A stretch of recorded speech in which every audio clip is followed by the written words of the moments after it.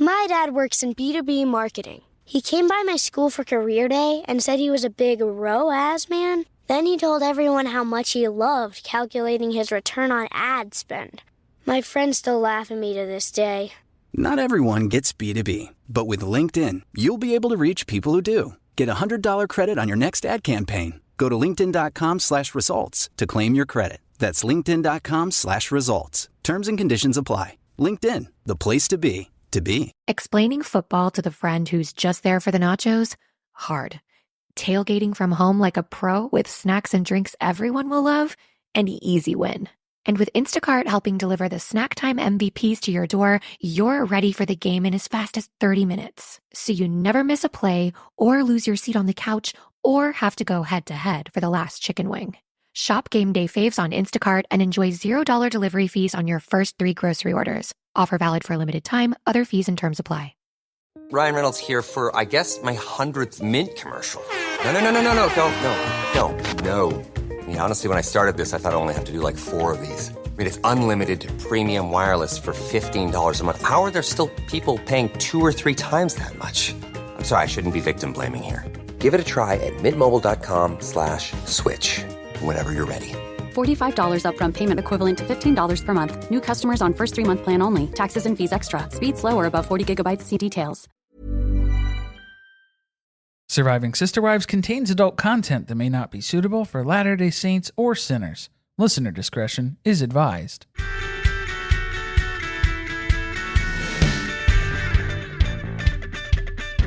Hello and welcome to Surviving Sister Wives, the podcast where a monogamous couple drink heavily while recapping Sister Wives on TLC. I'm Corey. And I'm Carly. And welcome back. Hope that you all enjoyed your holidays. Mine was great. It was great. An emergency appointment to the dentist is always a great way to follow up a holiday weekend. Nice little abscess exploding in your mouth. Pretty cool. All right, everybody just TMI. Turned the podcast off, so Thank you, Corey. Good time. So you may notice I have a little congestion that's back again. It's just a nice, sinus infection. Some post-nasal drip. Side effect of the tooth infection. There you go. I'm off to a great 2023. How are you? Yeah, this is the first episode of 2023. It's going to be good. I got a good feeling about this one. Do you? I do. I sure do. All right. We are talking about season 17, episode 16, One-on-One Part 2. Part due. It's always part due. Because they got to do these in 3 parts. This isn't just a tell-all. This is one-on-one. I have to say, this was really disappointing. Especially because we watched the Happily Ever After tell-all first for 90 Day Fiancé. Which they keep coming up with better ways to do the tell-alls. They're just adding variations to it, complexity, different ways of getting information. So if you haven't seen it, what they did was pair up people in the cast and they went out to a bar or went out shopping and they had little conversations. And this would have been so much more interesting to watch Christine and Janelle out at a bar, catching up. You're stoking the fire. You're seeing something from a different angle where somebody's already providing you outside perspective, things to get upset about. And we're like bridging the gap from the time between where the season ended and the tell-all picks up. So I liked it. Kudos over to 90 Day Fiancé. It's rare that you get one of those, especially for Happily Ever After. Got to step up that post-season game. I think that's what I'm trying to get at. But the TLC description for this one is, as the sit-downs continue, the Browns reveal difficulties that go back decades, including a short time where Janelle left the family. The family discusses Kody's meltdown, and Robyn shares anger over the lack of support from her sister wives. I didn't realize that the thing about Janelle leaving was in the episode description. Yeah, old news. They really thought we were going to be as shocked as Suki was, huh? Yeah, they're basing the entire reaction off of Suki's reaction, which was misplaced at best. The writer also did not read Robyn's #1 New York Times bestseller. That's clear. Equally surprised. I got an episode rewrite, of course. I'm ready for it. Meri sets the record straight on who left who. Whom? Whom? Who left whom? Did I correct that? I don't know. Kody shit-talks Christine for shit-talking her sister wives. Suki forgets Robyn's New York Times bestseller. Shemar Moore checks his DMs. This is true. That was the most shocking and exciting part of the tell-all, in my opinion. I think so, yeah. When Christine got all fired up. We knew she was our freaky bitch. Oh, she's free. Yeah, come on.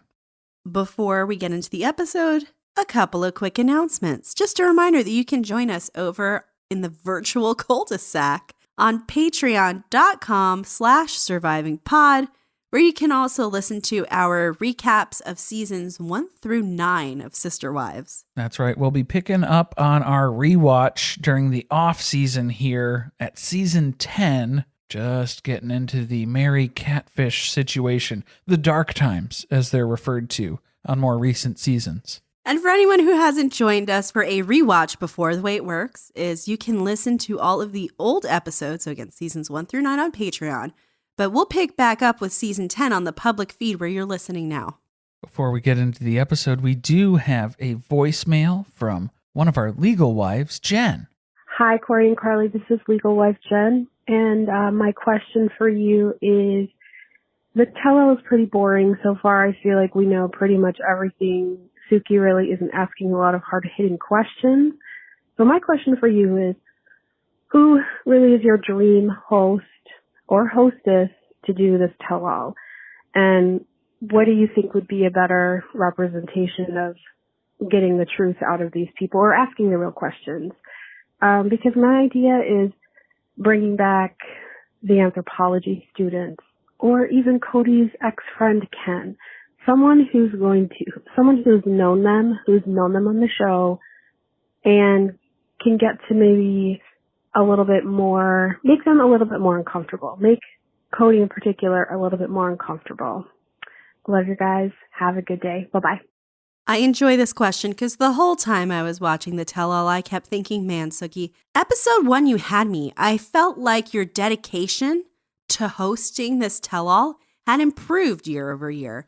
And then this episode, I was disappointed. I thought she went and did her homework. I thought that she was coming into this with a little bit more knowledge. I think she knew how to read Kody a little bit better and to not let him skate as easily, but he's just straight up shutting down on a few of these questions. I mean, you can't force somebody to answer a question, and he is being overly dramatic and just deciding not to answer some things. I mean, you can kind of force someone to answer a question by telling them you're not going to pay them if they're not going to participate fully in the tell-all. Well, that would change his tune, I think, between him and Robyn. Robyn, all you have to do is tell her that Kody talked to me about this stuff, and then she'll go, oh, okay, oh, yeah. That's what I would tell her. Kody told me all about this. Kody told me a lot. What was your perspective? Just don't give any actual facts. Just let her come up with the story. And see what happens. See how close it ends up. All right, so who would I want to host this? I thought about this, and I'm going to need Colleen. You remember Colleen from Escaping Polygamy, who was back in, season 5? Yeah, this was going way back. I'm going to need her to come back and host this tell-all so that she can tell Kody Brown that he did not fool her and that she sees right through him and attack him the entire time that she asks him questions. She had him dialed in, basically from the start. As soon as they were walking through and taking a tour of the houses in Vegas, this is some bullshit. So she's my first choice. Okay. Who would be yours? I would have to go with Andy Cohen and Anderson Cooper. Both. Both of them. Yeah, just like the New Year's Eve. Sober or under the influence? I would say sober. Sober, Yes, okay. I would say sober for this. For this. I would say under the influence just because I want to see Anderson Cooper giggle every time Kody and Robyn answer questions. Well, I think that's the thing that needs to change as part of the format as well, too. Obviously, it's fine to do the one-on-one interviews to an extent, but then you have to bring everybody all together if you're going to finish out with that, or if you're going to start with a whole group thing and then go to the individual stuff to get the real story of what was coming out in the group discussion. Either way, you got to go group discussion in addition to. I agree, but what if we did like a Teen Mom style tell-all where there's a live studio audience? There are people to both give applause and boo. You can have people ask questions, come up to the mic and ask a question directly to whoever is on stage. Do they still do that? No, they used to do it way back in the day. They don't do it anymore. That's old. This is old news. But so what? We the audience has questions. We're going to adopt the format, though. If I know the content better than the host, then I'm going to be asking the questions. That's what needs to happen. They're like, how do we filter this? How do we screen this? You don't. You shouldn't. We need some real historians in here. Sister wives historians. Maybe that's what we need. Yeah, I think we needed somebody who was going to fact check along the way. So almost like a presidential candidate debate where they're going to be fact checking, but like in the moment though. So almost like a Jeopardy judge where they have to be like, is that a correct response? Like when Kody was trying to say Meri got him a really cool birthday gift and then tied it back to I almost just said hash browns. I guess that's a dream of mine. Just write that down, okay, for a future anniversary. I would like a bag of hash browns, but I'm referring to the Rice Krispies. 1 hash brown for each year of wedded bliss. Yes. But it would have to be, well, you'd have to go with like the actual like hash brown, the little rectangle, like yes, pressed one. Yeah. Not just shredded potatoes. No. There's no way to quantify. Right. We have to be able to count. It has to have symbolism and meaning. Anyway, I would erase my hand right away, flagging it. That was not your birthday, Kody. Incorrect. Wrong month. You're mistaken. This story does not add up. No, Suki had no idea what she was walking into. She was fed a whole line of bull. What if we just put him on a lie detector the whole time? Like it's Maury. Inadmissible in court, but I mean, I think it could drum up some drama. But the court of public opinion. The court of reality TV show. He's already opinion. lost there. He's already lost that. All right. Thank you so much for that question, Jen. I don't know why we went on for so long talking about it, but that was fun. It's better content than the tell-all that we're going to dive into here. But remember to swing by patreon.com/survivingpod, where every dollar you pledge makes us just a little bit more successful than My Sister Wife's Closet. Huge thanks to all of our patrons out there, except for the Basement Wife tier. By the way, did anyone see Christine's TikTok where she announced she would no longer be filming in Flagstaff? It was her last day having to shoot on the couch there. Well, everybody was freaking out because they were like, oh my God, does this mean that Christine's leaving the show? Is she done filming for Sister Wives? Of course not. She's not going to drive all the way back to Flagstaff to film these stupid segments anymore. No, she has upgraded her life. Her basement in her home is now her own little studio. So she's a studio basement wife. So she used to live in the basement, and now the set lives in her basement. Started at the bottom. Now we're here. All right, we pick up where we left off, which was Suki telling Meri about how she pretty much missed her opportunity to get back with Kody because Christine sabotaged it. Yeah, so we're doubling back on a couple of shots. A few of these looked strikingly similar because I remember Kody reaching over and grabbing Suki again. I don't know if he grabbed her chair or if he grabbed her leg. I think it was the chair. I think it was people too were close saying for comfort anyway. It was too close, and it alarmed Suki no matter what contact was happening there. She doesn't want physical contact with Kody. And then they included the weird shot where he like sticks his tongue out of his mouth. Oh, I missed that again. You missed that? How did you miss it? Well, I saw him flicking his tongue last week, so I didn't need to relive that. I was just getting so confused because then I think we got into a clip that they released early. So I thought that we had already watched it last time. Yeah, I was like, how much of this are we going to recycle from last week? But yeah, I think it was something that got leaked last week. It was a weird fever dream. Because yeah, Robyn's going into this whole thing about how she doesn't want to talk bad about Christine, but she's gonna. Because apparently Kody's already talked to Suki about this, so that's the green light for Robyn to talk about this. Which again, Suki, use that to your advantage. Tell Robyn, I've already talked to Kody about this. He brought this up. What's your opinion about this? And see what she says. COVID protocols, nanny rules, relationship with Gabe and Garrison. Use it to your advantage. I feel like the next step in Suki's interviewing career is to learn how to interrogate people. Like, I feel like she needs to go to some type of detective or police-led conference where they teach you how to interview people. For this family specifically, we'd get more out of them, you think? It'd be so easy to trick Robyn into admitting that she committed a crime she didn't even commit. Yeah, she'd be first to confess. Absolutely.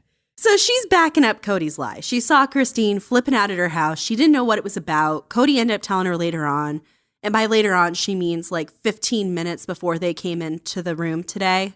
Right, yeah. Just rewriting history in that sort of way. When they were coming up with their stories in the car ride on the way here.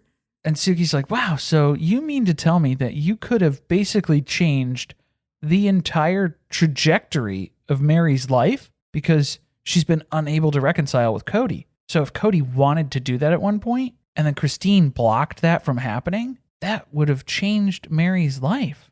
And Robyn just goes, it sucks. Sucks to suck. She almost laughs at the end of saying it sucks. Oh, yeah, because it sucks for Meri. More so than anybody. You know what? It really sucks for Meri because Robyn was supposed to be her best friend and definitely among the sister wives group, her best friend, sister wife. Right. What is that? Like your BFFSW? BFSW. They need an acronym. Could have been on a necklace for my sister wives closet. But the fact that she never told Meri about this, that's alarming. Yeah, it's just weird that it almost sounds like Christine's just being blamed for everything after the fact.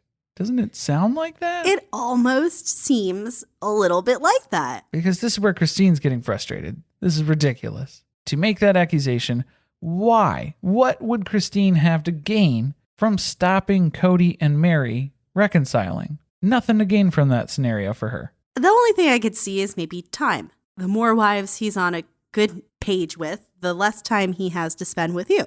I don't think he was ever spending a lot of time at Meri's house, though. I was going to say, I don't think that was going to eat into the equation that much because we know whose house he's at all the time. Right, and Meri has no children left at her house, so it's not like he has an additional responsibility over at Meri's house should they get back together. But this is where things get a little suspicious because Suki has to let Meri know, yeah, Christine stepped in, intervened, and prevented this from happening. And Meri's like, well, that sounds weird. Odd that Christine wouldn't remember this because Christine denies it basically and says, I never remember any sort of conversation like that. But Kody remembers it. Not only does Kody remember it, Robyn somehow magically remembers this confrontation that took place between Kody and Christine as well at Robyn's house. So I'm not sure if that was Meri coming to the realization, oh, that's interesting that Kody and Robyn remember, but Christine doesn't. I'm not sure if that was a slight at Christine for not remembering or if it was like shocker that Robyn agrees with Kody on this thing that probably didn't happen. So first I thought that it was the former, that it was a dig at Christine. And then I thought more about how she said interesting in response to Robyn having known. And that's when I thought, all right, put on the Meri brain. Let's lock it in. Let's soak in it. What would she think about this? Betrayal. It's a betrayal. Meri's the victim. Robyn knew this whole time that Kody wanted to get back together with her and never told her. And never told her that Christine was the only obstacle keeping Kody from getting back together with her. Remember that sad conversation that they had out on Coyote Pass, just Robyn and Meri, where Robyn was like, don't give up, Meri. You're doing a good job. Would have been a great time to mention that her husband was open to reconciling with her. At one point, because basically Meri's saying, there's no point. This is never going to happen. And Robyn's like, oh, just hold on a little bit longer. That's maybe the time to bring up the fact that the sister wife who's now leaving the family was the one who was keeping your husband away from you. But that didn't happen, which is why I don't think it really even ever happened. Now, we hadn't formulated that storyline yet, so we didn't have that narrative to push at that time. That's why there are inconsistencies in this story. It's not because she was trying to protect Meri or protect Christine in any way either. It's just they hadn't thought this up yet. So Meri just tells Suki, like, it's disheartening that he was at that place 2 years ago, but he's completely closed that door now, and that's pretty clear to me at this point. Meri's been spending a lot of time, a lot of years full of hope, trying to improve herself, and basically she's just being told flat, outright by Kody, that's not good enough. I'm not interested. I thought this was sad because Kody has always seemed to blame Meri and her personality as to why he's not attracted to her. So she went out and tried to actively change those things about herself. And then he still said, no, thank you. No, still not interested. No, thank you, Meri. And this is where Meri makes it very, very clear to us. Look, I love Kody Wynn Brown to my dying day. He is the one who left me. I love bread. She said it with the same amount of passion. Right. I thought this was genius of Meri because Kody has made a very concerted effort until now to make sure everybody thinks the other sister wives have left him. And she's making it clear that's not what happened here. I want to be with him. He made a choice not to love me and to no longer have a relationship with me. For the record, yes, she's stating this to make sure that we all know Kody is the one who has confirmed he does not consider them married anymore. He does not love her. He doesn't want anything to do with her, but she's still here. Speaking of the record, Meri has been teasing on Instagram what appears to be a possible book that she's writing. Oh, I thought you said she was going to put out an album. What would that sound like? I would love to hear Meri's greatest hits. Smash hit singles. Yeah. Single smash hits. Uh-oh. While smashed. Recorded while smashed. Single smashed hits. So I don't know. Is she writing a book? She also had a weird, what did her sweatshirt say on Friday with Friends? Something about the story. Bold choices make good stories, something yeah, like that. She keeps talking about stories. There's more to the story. A picture of her holding a book with her face in it.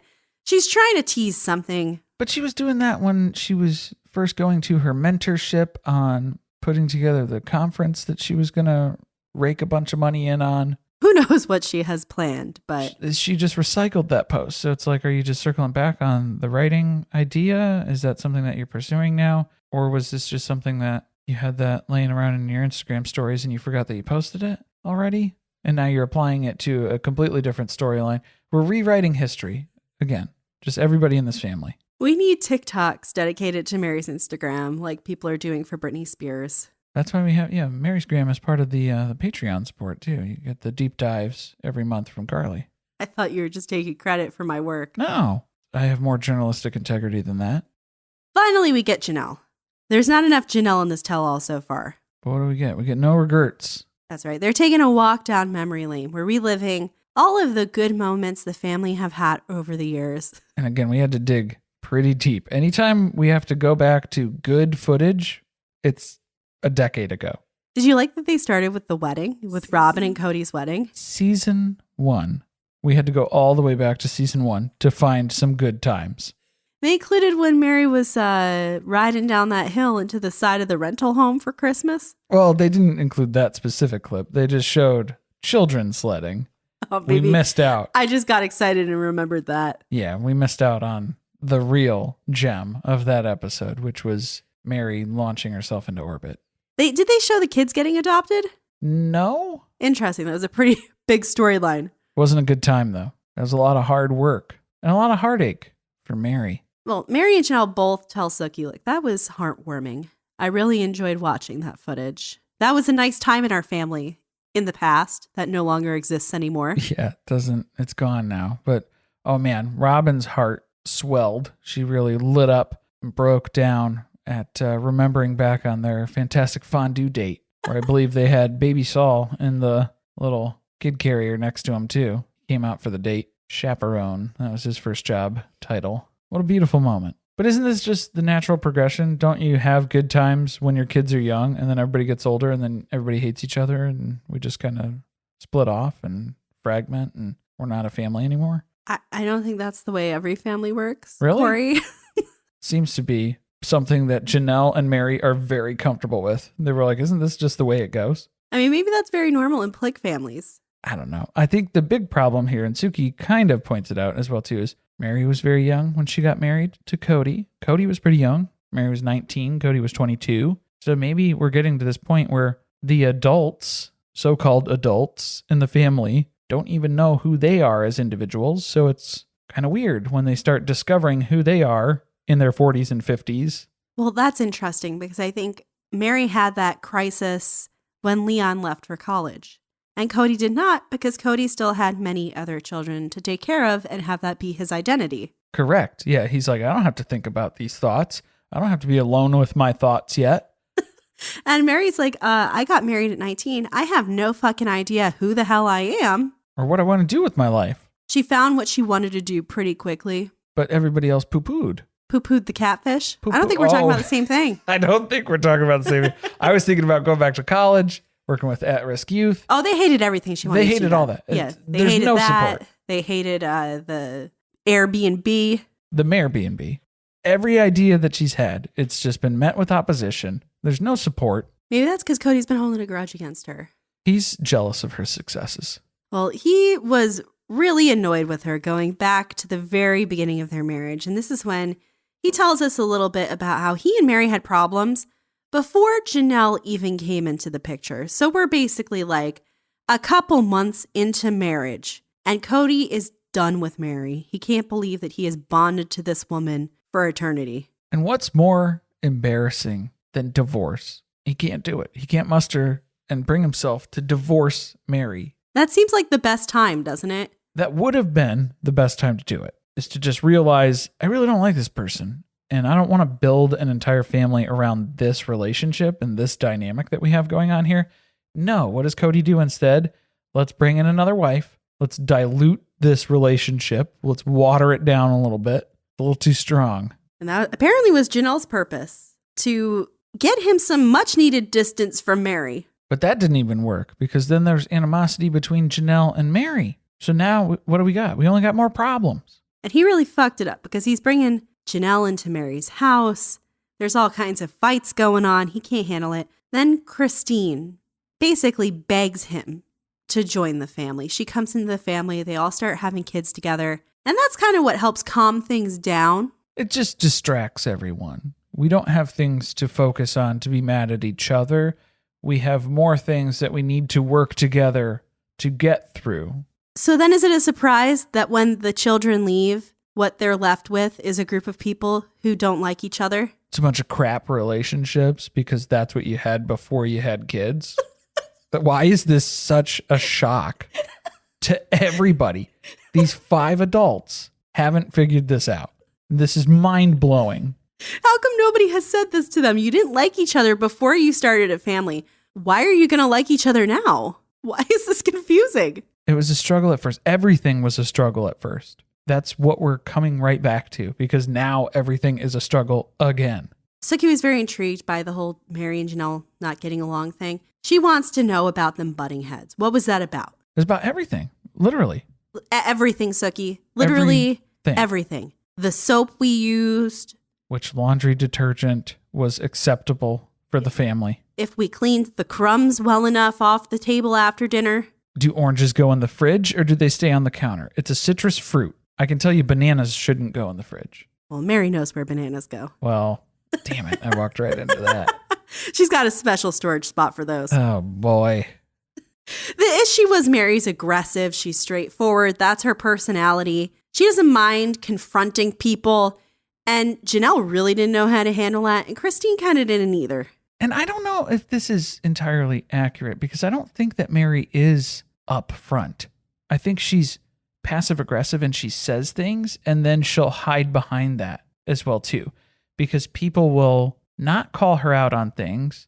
She'll just be saying things that upset them and they just kind of roll with it. I could see her walking around though, like someone just went grocery shopping. Janelle's put all the groceries away and Meri walks into the kitchen and just stops dead in her tracks, stares at the countertop and goes, "Who put oranges on the countertop?" And then Janelle's like, Jesus Christ. She noticed that I put oranges. Was that wrong?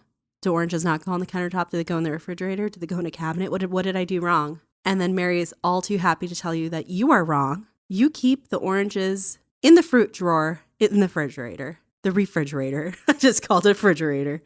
No? You think she doesn't walk into the kitchen after dinner and step on one fucking crumb that she found on the floor, walking around barefoot? Or the dishes. Yeah, the dishes would be in the sink and she'd be upset that the dishes are in the sink.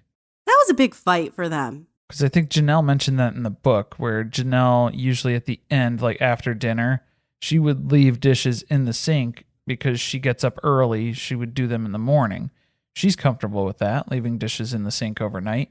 Meri is not comfortable with that.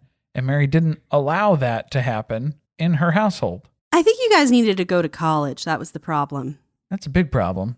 Just co-living. Yeah, you need to have some roommates before you go ahead and get married, because these are common scenarios that people work through in their early 20s. It's true. And how many kids does it take to get over this fight?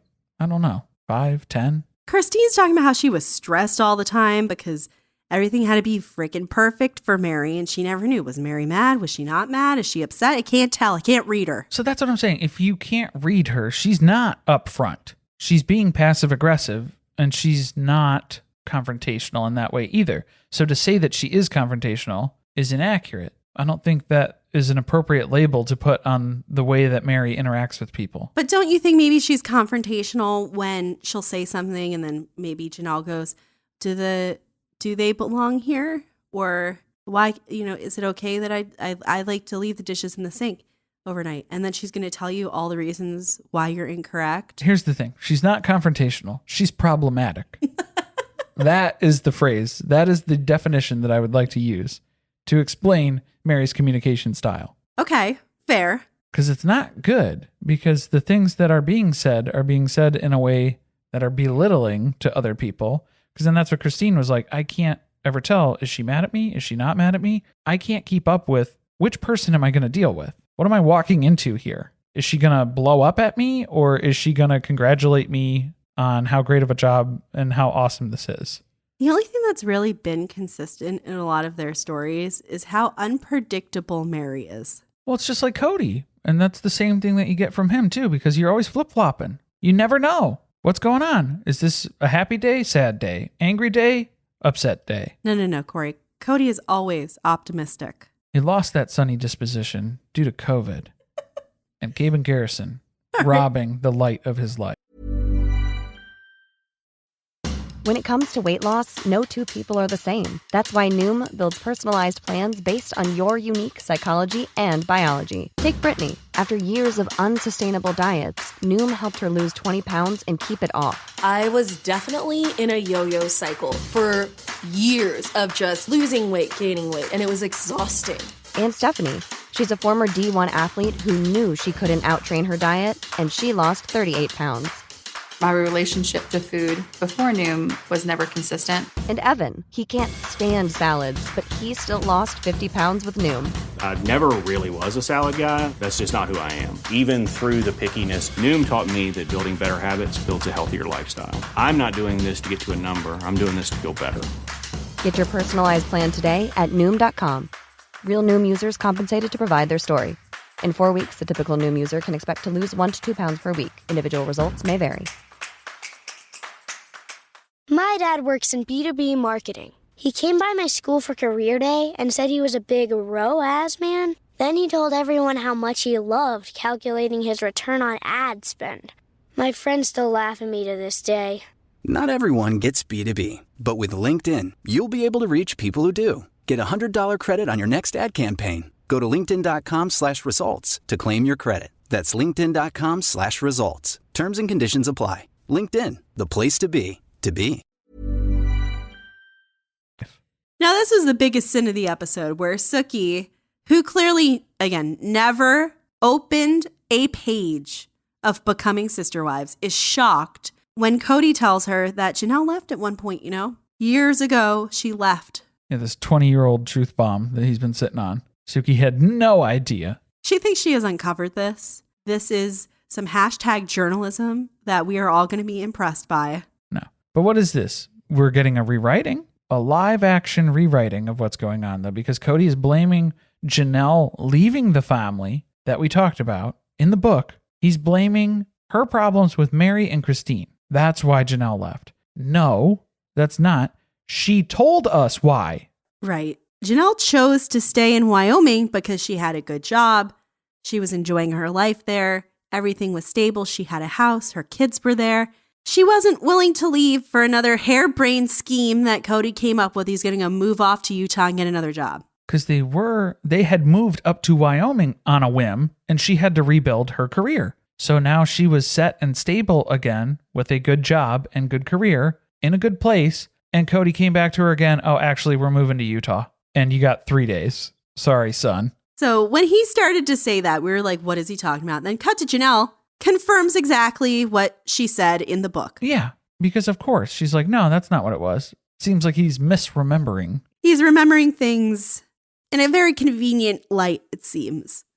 This next part was heartbreaking. Suki is going to confront Kody basically about his motives for adding Christine to the family. And this was something that's been speculated about by the fandom for a very long time. And he just says it. Look, Christine's family, they're kind of like Plig royalty, right? They're these big, important names in the church. And she wanted to join our family. So I was like, sure, because that'll just elevate my status in the church. Oh, not even wanting to. She was begging to join this family, dying for it. So he married her to pump up his ego. And then he said, I was a polygamist.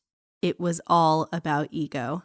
It's all about ego, baby. Past tense. Is he a polygamist anymore? Oh. I mean, we know he hasn't been living as one. I'd just like to point out, I think the first episode that we ever did, we referred to Christine as the Princess Di of polygamy. and I thought it was painfully ironic that one of her interviews that she did in a magazine, Princess Di was on the cover of People magazine this season as well too. Thought that was odd. You know, like the Princess Di commemorative shirts? Someone needs to make those, but with Christine. Oh, you know what we'll need to do? We'll need to make a Princess Di beanie baby. Exclusive sister wives beanie babies. Yes, exclusive, of course. All right, now everybody has to rewatch the knife in the kidneys rant. That was really painful to sit through for how many times have we had to watch it now? I don't even know. I've seen it so many times. But yeah, Christine is sitting through it again, and she vocalizes exactly what we were all feeling about to watch Kody's meltdown again. Oh, yay. Robyn looks confused. We're watching the part where Christine says that she's super close with Janelle, and Robyn's just like, huh? I'm close with Janelle, obviously, but not really the rest of you adults. And why is that shocking to Robyn? I don't know, because Robyn was also there during the conversation where she said that. And also, they've been accusing Christine of being so distant and not having a close relationship with Robyn and Meri. And then Christine is raising her eyebrows when Meri says that she's seen the disdain that Christine has had for her over the years. So we got a couple of good reactions. Then we have to go to Kody. He's still shitty over the part where Janelle got up and gave Christine a hug after he had sped off. And he's stuck on that because we come back to that conversation later on. But we're going to circle back with Christine. Suki wants to know, how did you stay so calm in the moment? Because Kody is screaming like a maniac and you perfectly zen in that chair. And she's like, honestly, I don't remember what I was doing. I just was kind of there. She did say Cody's never yelled like that before. Yeah. And she didn't understand the accusations that they were making. I'm sure it was more confusing than anything because she wasn't mean to anybody. But she then started to think about, well, maybe I just didn't let Robyn in as much as Robyn wanted to be let in. And so that is seen as rejection from Robyn. That's a crime. That's mean. That's unforgivable. Apparently. Obviously. Now we cut back to Kody. He is still ranting to Suki about the whole hug situation. And he claims that Christine was talking shit about all her sister wives to him. This is what is so upsetting to him, that she and Janelle now have a good relationship, because for 2 years, she told him that he was sleeping with the enemy. And he was like, look, Christine, I love Janelle. She's my wife. I'm in a relationship with her. I love her. How could you say these terrible things about her? I think it's just Kody trying to understand, how can Christine still have a bond with Janelle? And how can Janelle still have a bond with Christine even after all of this? Because that's what Christine pointed out at one point as well, too, was she got really close with Janelle after they moved to Flagstaff. So that was kind of a more recent development in their relationship, to be as close as they were. Right. So this is somewhat new. Because this doesn't even line up with what he's trying to claim. Because then Suki even asks him, she's like, oh, so Christine has a problem with Janelle? And he's like, well, no, not now. Obviously, they're like BFFs. Now, Suki digs deep into a page of questions that the producers must have known Kody was not going to like, and asks him, who do you trust, Kody? Because it doesn't sound like you trust Christine. Well, he knows who he trusts. And Suki has to ask him, okay, well, say the name of the person that you trust then. Nah, not today. We can discuss that another time. What do you mean another time? This is a tell-all. We're here filming it for one day. Ask me next season, Suki. So what's Janelle's takeaway on the meltdown? The main thing that was alarming for her was the sacrifices to love. Obviously, that's not very healthy if you are under the impression that you were making sacrifices to love someone. That's probably not good, right? Is that a self-realization that Janelle has had over the past few months, maybe? This whole time, I felt like the vibe was, I'm done with him. Especially watching that footage in particular back. It just seemed like, I don't know, I don't think they're really separated. I think this is more than a separation, but we'll watch it play out. Well, this is where she's like, well, look, I mean, he's framing it as, well, Christine was a bad sister wife, but you're just saying that she was a bad sister wife to one sister wife in particular, Robyn, your favorite wife. So what does that mean? She didn't really like the fact that Kody has told her for years that he can't take sides. Don't come to me. I can't take a side. I'm not going to take a side among my wives. But then it seems like in this situation, he has taken Robyn's side, and that's been pretty clear. And consistently taking Robyn's side for everything from now on. That's what's been going on. And not even Kody picking a side. It's like, can you just at least understand that there are two different sides to this? No, he's not even addressing that. Robyn's right. You're wrong. You have wronged Robyn. You have wronged me. Because how many times does Robyn have to come to this family? Cap in hand. I'm so tired of hearing that phrase. Because Suki even mentioned it jokingly to Janelle, and she was like, oh, God, you think you've heard it a lot. I've heard it more than that. So Robyn is up to bat again, and she's trying to explain the issues that she had with Christine. This was kind of weird because it felt like she had to go way back to when she first joined the family. In the beginning, Christine made snarky comments to her. She told her, you know, how things are going to go. She would pull rank on her. Really, there was nothing in particular that she could point to, which was interesting. But also, like, can we talk about when that was? When Christine was 9 months pregnant and Robyn was trying to get added to an overnight with Kody on a regular basis before she was even married to him? You mean those times when Christine was upset with you? Robyn did a lot of shitty stuff at the beginning. Oh, yeah. The dress, the 11-day honeymoon. Kissing him before they ever got married. A lot of stuff that Christine for sure was not okay with. A lot of sketchy stuff. So yeah, to just gloss over that and be like, I don't know why they didn't like me or didn't trust me. They just never let me in. And it's like, well, I think there's a couple reasons.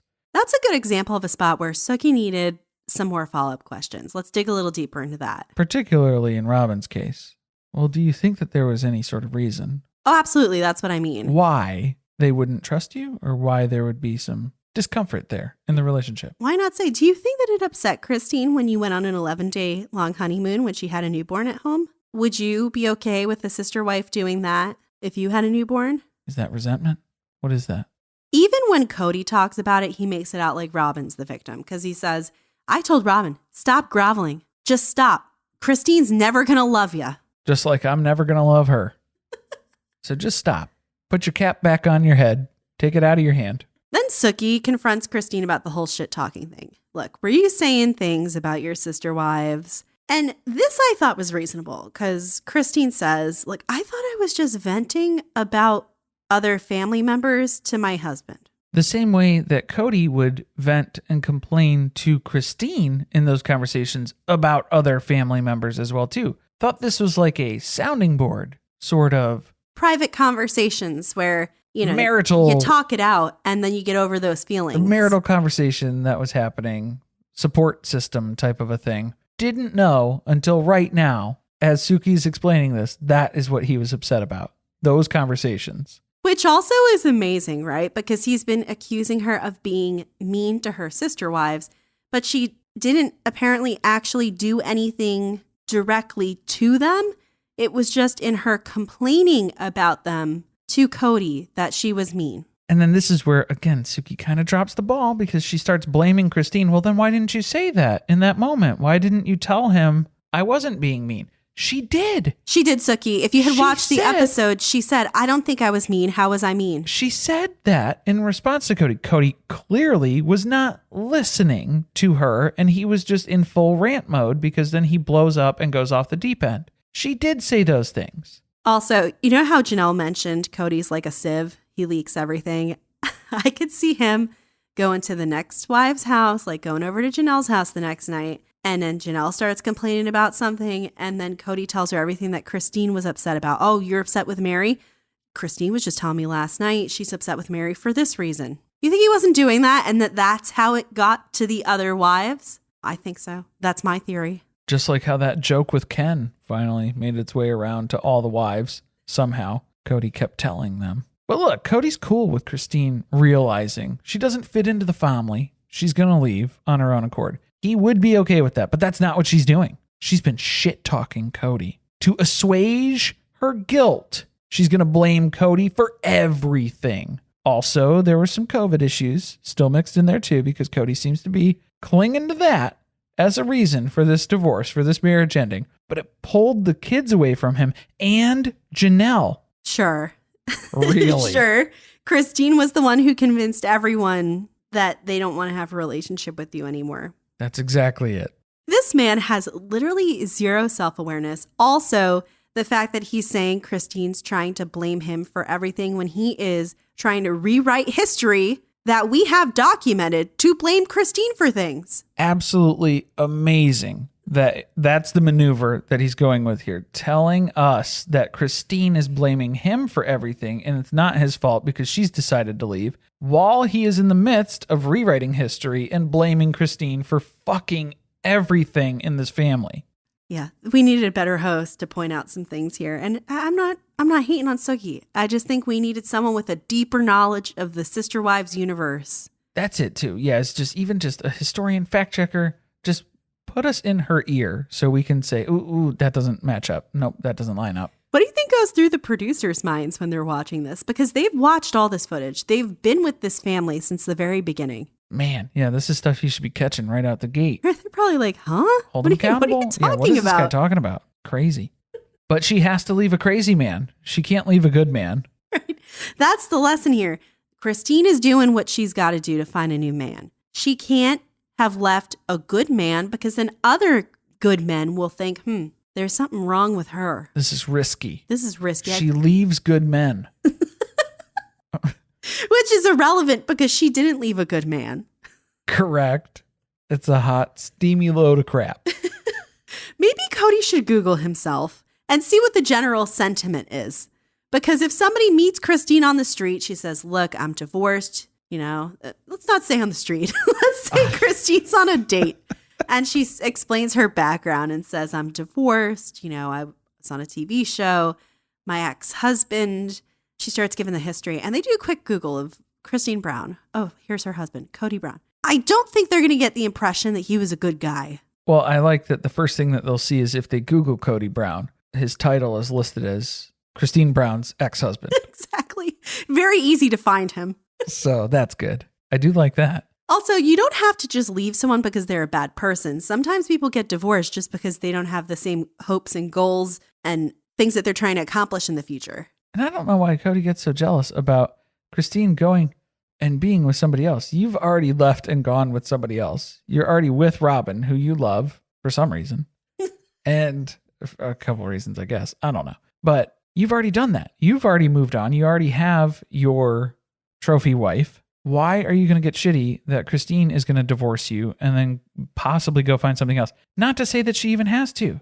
Because again, he's hinging all of her emotional stability and value of being somebody else's wife. Oh, yes. He thinks that the first thing on Christine's to-do list is find a new husband. I need to find a man to validate my self-worth, which is incorrect. That's not what Christine's doing. Ryan Reynolds here for, I guess, my 100th Mint commercial.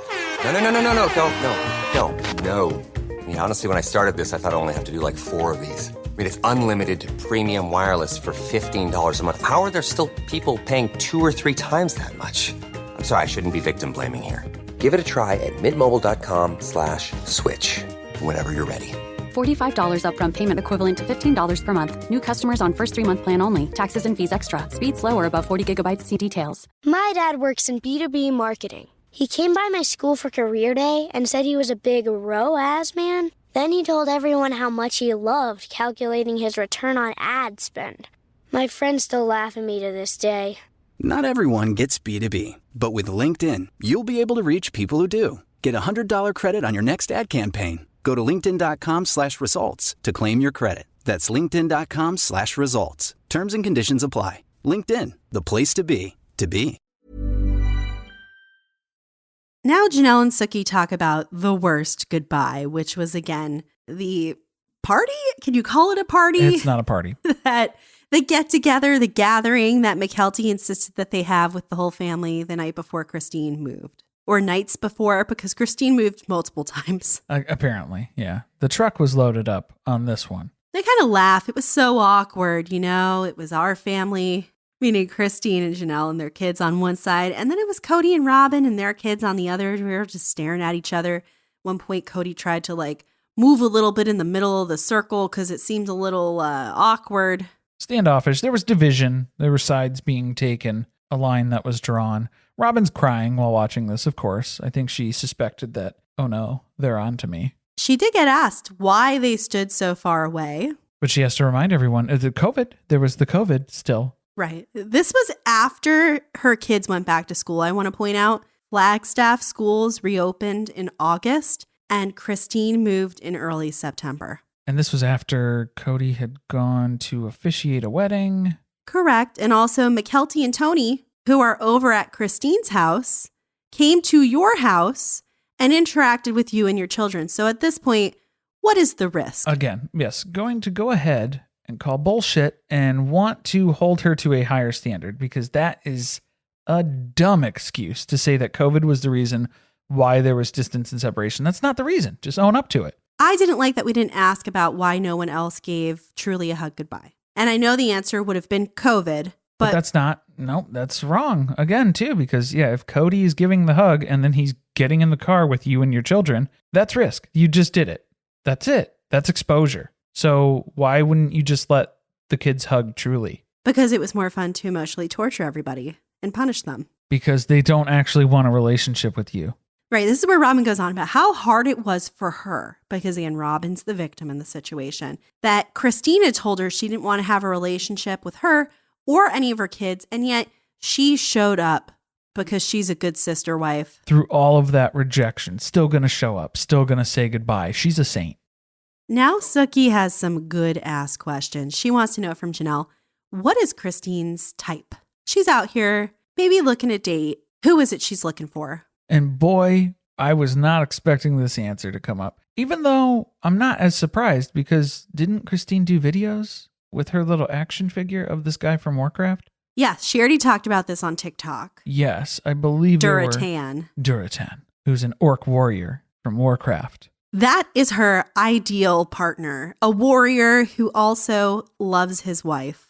Fawns over his wife, just the way that he looks at her in that opening scene. That is what Christine is after. I just want that kind of love, Suki. Now, Suki clearly did not understand the reference, so she was like, all right, I got nothing here. Who's your celebrity crush? Give me a real person, not a fictional character. That's when she hits us with Shemar Moore. What? I wasn't expecting it. That was...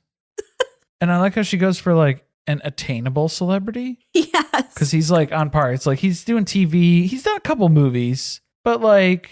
I mean, you could send him a message. Just saying, Christine, you could send him a message. You could get in those DMs. They're not monitored by some agent or team. But I like how Suki was like, oh, you're not throwing him out of your bed, huh? Christine's like, oh, you're so bad, Suki. The saddest part, though, was that basically Christine's standards have shifted to just wanting someone who treats women well. That is the baseline goal that she has now. Just, a person who treats women well. That'd be great. Oh, wow. That's where the bar has been set at post Kody Brown. That's how low Kody Brown's bar is. Robyn's still complaining. She wants real relationships with her sister wives. That's what she's always wanted. She just wanted to join this big happy family. That's what she wanted. And they all took it away from her. They took away her dream. Yeah, and she still wants to reconnect with Christine. She's waiting on Christine to reconnect because it's up to Christine. It's not up to her. But she doesn't want a fake surface level relationship. She needs the real connection. She needs the real deal, if you will. Okay, here's the thing though. You are Truly's, I guess, stepmom, right? You are also Truly's caretaker when she is in your home. So you need to at least have a surface level relationship with Christine. I don't think she's going to see it that way. I don't think so either. I think she's going to go tit for tat because Christine said she didn't want a relationship with Robyn or Robyn's kids. So now Robyn doesn't want a relationship with Christine or Christine's kids. That explains why Truly hasn't been in the She-Ra Chateau. Yeah, she does not have a room waiting for her. Because, yeah, at this point, Robyn, she admits it's unfair. They're taking all this stuff away from her. All this the dreams that she had. And she's really angry. She's angry at all of her sister wives. She feels like she's been cheated, and all they've done is scapegoat her this whole time. She's an scapegoat. She's an scapegoat. And I'm surprised that she is showing anger, which is a very masculine emotion. We've learned from Kody, because it's the only emotion that he's allowed to show. But maybe some of that's just carrying over from Kody, because she has to mirror everything that Cody's doing. So Kody has been very upset and angry. So now Robyn is displaying some of that anger as well. How many things do you think Kody has said to her to make her upset at these other people? Oh, plenty of things. Things he's probably made up, things that are somewhat true, things from 20 years ago. She hasn't been around that long. 12 years ago. But she's not one to fight. She's not a fighter. If the other wives are going to talk shit about her and blame her for things, Robyn will take it because she's a saint. She's an easy target, because she's an empath and everything. So it's hard for her to defend herself. So this is where Suki gets brave. She ventures out with Kody and says, let's go ahead and dig in here and talk about your relationship with Robyn. How would you describe that? He looks at his watch. Now, I don't think that's because he's implying he doesn't have enough time to answer the question. That was how Suki took it at first. He's done with this interview. Right. This is probably the point in the day where she has been asking him back-to-back questions that he does not want to answer about who he trusts, his relationship with Robyn. What does he ask? What does she ask him next week? Something else he doesn't like? Oh, who his favorite wife is. He's like, when am I done? Is it time to leave yet? Am I off the clock? I'm not going to talk about Robyn. She's my favorite wife. She's the wife that I live with 99% of the time. I don't want to talk about her. My opinion, he shouldn't get paid if he doesn't answer the questions. Just floating that out there, TLC. Let's add it in the contract. So next week, everything's coming to a head. Part 3 of the one-on-one. It'll be the culmination of all of this. It looks like that'll have a little bit better of a finish out for us here instead of this episode. Fell a little bit flat.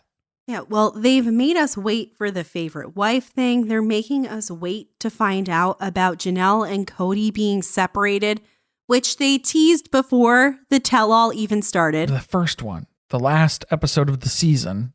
That better be in the first 20 minutes of the next episode. It better not be the last 5 minutes and you leave us on a cliffhanger to tune in next season to see more. Well, that's what I'm saying. Yeah, we need to address it. If we're going to talk about it, if you're going to tease it before we even do the tell-all, before we even do the one-on-ones, then we need to address it in some capacity. I'm going to be very upset if next week it just gets shoehorned in at the end. 2 minutes at the buzzer. So here's to hoping it's a better episode next time. At least a little bit more surprising? Exciting? More new information. Yes, that's what we need. New information.